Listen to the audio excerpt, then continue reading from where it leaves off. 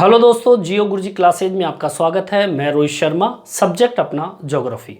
देखिए, आज टॉपिक अपने पास में है प्राथमिक क्रिया और उसमें खनन का टॉपिक आज हम लेंगे। ठीक है, तो सबसे पहले हम टॉपिक डालते हैं अपन प्राथमिक क्रिया और इसमें अपन टॉपिक डालेंगे खनन का। अब देखिए, अब तक जो हमने पढ़ा पिछला प्राथमिक क्रिया से संबंधित, तो आपको मैं बता दूं आपने क्या पढ़ा। आपने पढ़ा आखेट के बारे में, या कह दीजिए भोजन संग्रहण के बारे में। आपने पढ़ा पशु चारण के बारे में,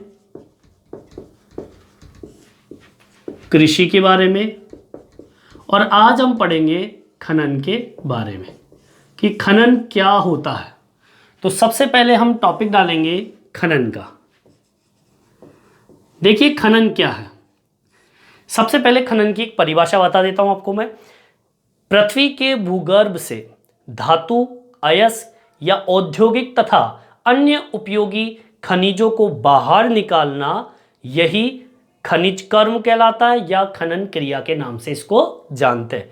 इस परिभाषा को हम लिखेंगे यहां पे, पृथ्वी के भूगर्भ से धातु, अयस्कों व औद्योगिक उपयोगी अनेक खनिजों को खोदकर बाहर निकालना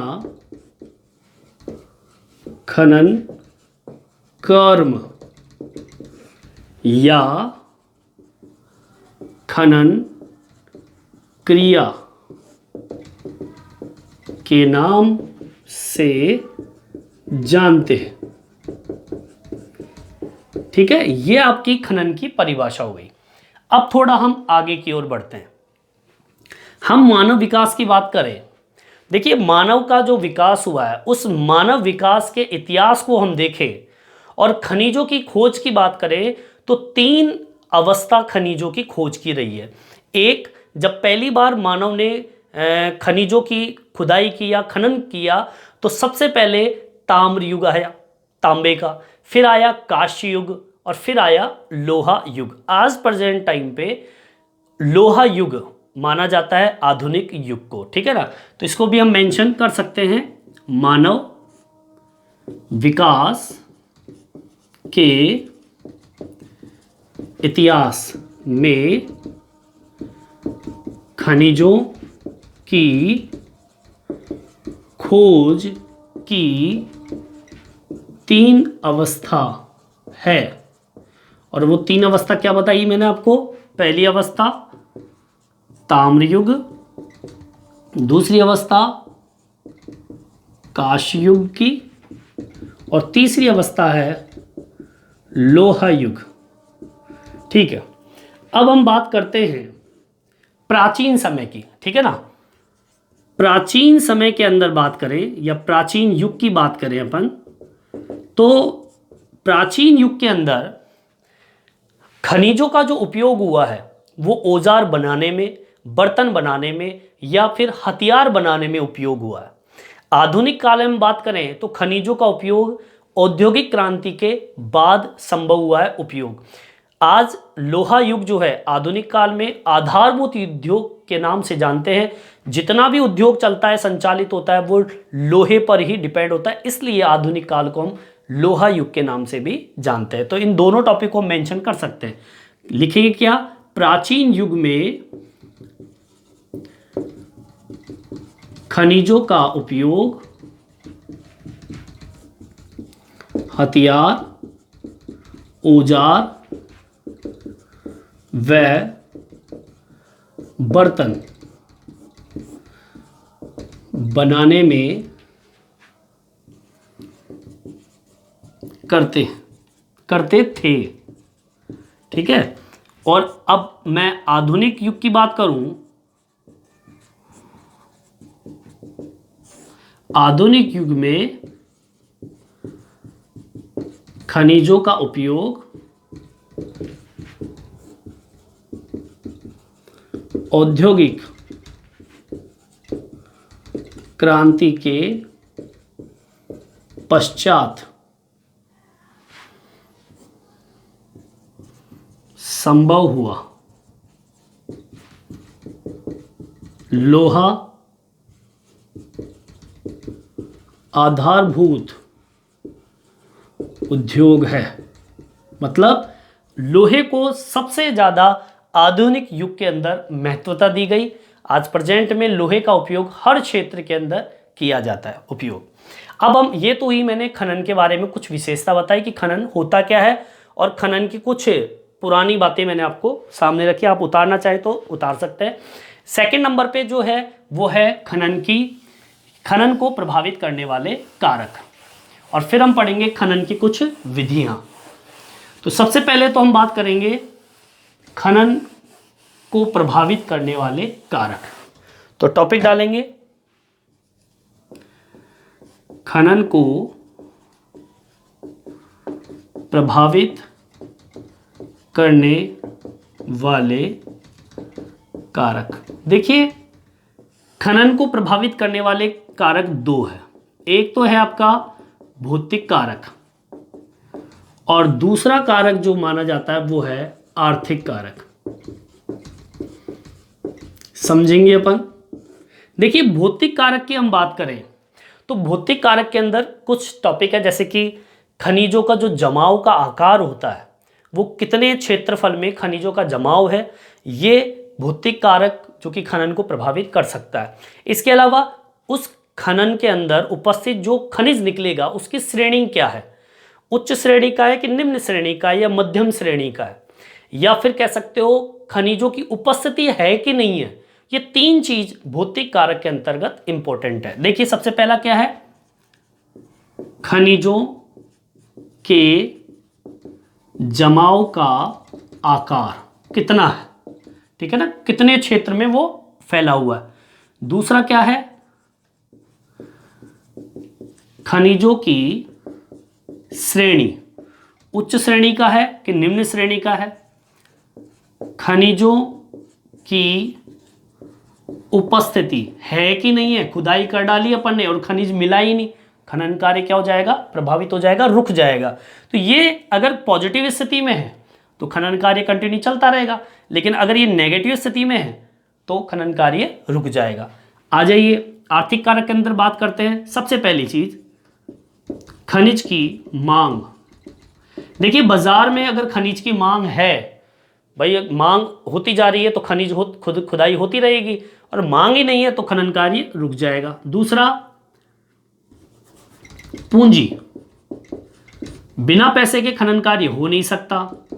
यातायात, बिना यातायात के साधनों को, बिना साधनों के खनिजों का आदान प्रदान नहीं हो सकता। इसके अलावा तकनीकी ज्ञान, बिना ज्ञान के खनन कार्य नहीं हो सकता। इसके अलावा संचार प्रणाली और सूचनाओं के माध्यम से खनिजों का आदान प्रदान इसमें करते हैं। तो कुल मिला के खनिजों की मांग, पूंजी, यातायात, तकनीक, ज्ञान और संचार प्रणाली जो है, ये सारी की सारी चीजें आपकी आर्थिक कारक के अंतर्गत आती है जो कि खनन को प्रभावित कर सकता है। एक चीज और है, श्रम, बिना श्रम के खनन कार्य नहीं हो सकता।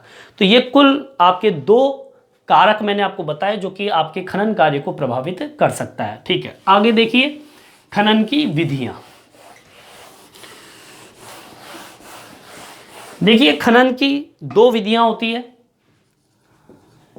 खनन की विधियां,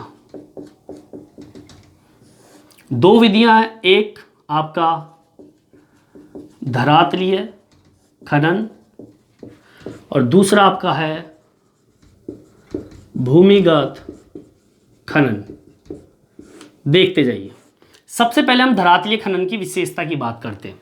देखिए, धरातलीय खनन कहां पर होता है, धरातल के ऊपर ही होता है। दूसरी चीज, धरातलीय खनन को हम विवर्त खनन के नाम से भी जानते हैं। पहला, धरातलीय खनन को विवर्त खनन के नाम से जानते हैं। किस नाम जानते हैं? विवृत खनन। क्वेश्चन आ जाए विवृत खनन क्या होता है? धरातलीय खनन। दूसरी विशेषता क्या है? यह खनन का सबसे सस्ता तरीका माना जाता है। ठीक है, यह है खनन का सबसे सस्ता तरीका है। ठीक है, और तीसरे नंबर का यह है कि इस विधि में सुरक्षात्मक उपकरणों उपाय पर अतिरिक्त खर्च किया जाता है। ठीक है ना, मतलब सुरक्षा का ध्यान दिया जाता है, उपकरण लगाए जाते हैं और उपाय कई प्रकार के ऊपर हम इसमें अतिरिक्त खर्च देखते हैं। दूसरी चीज, उत्पादन शीघ्र होता है इसके अंदर और अधिक होता है। ये आपकी तीन जो विशेषता है वो किसकी है? धरातलीय खनन की ये विशेषता है। दूसरे नंबर पे आता है भूमिगत खनन। देखते हैं दूसरे नंबर का खनन क्या कहता है। देखिए भाई, भूमिगत खनन की बात करें, भूमिगत खनन, देखिए भूमिगत खनन क्या होता है? ये जमीन के आंतरिक भाग में होने वाली प्रक्रिया है। ठीक है ना, तो मतलब ये खनन धरातल के नीचे गहराई में होता है। यह खनन धरातल के नीचे गहराई में होता है। ठीक है, दूसरी विशेषता क्या है? ये जो खनन होता है ये लंबवत कूप गहराई तक स्थित होते हैं। मतलब इस विधि के अंदर कुएं होते हैं, कूप होते हैं। ठीक है ना, और वो गहराई तक जाकर स्थित होते हैं। इस विधि में लंबवत कूप गहराई में स्थित होते हैं। अब ये कूप किस काम में आते हैं? देखिए, ये जो कूप होते हैं, इन कूपों का उपयोग जो खनिज होते हैं वहां तक पहुंच बनाने में इसका उपयोग करते हैं। ठीक है, इन कूपों का उपयोग खनिजों तक पहुंच बनाने में करते हैं। मतलब इन कूपों के द्वारा ही हम खनिज तक पहुंचते हैं और इन्हीं कूपों से खनिजों को ऊपर लाते हैं। इन कूपों से खनिजों को ऊपर लाते हैं। ठीक है, इसके अलावा यही कूप जो होते हैं, इन कूपों में लिफ्ट होती है और ये लिफ्ट क्या काम करती है? माल को ढोने का काम करती है। इन कूपों में लिफ्ट माल को ढोने का काम करती है।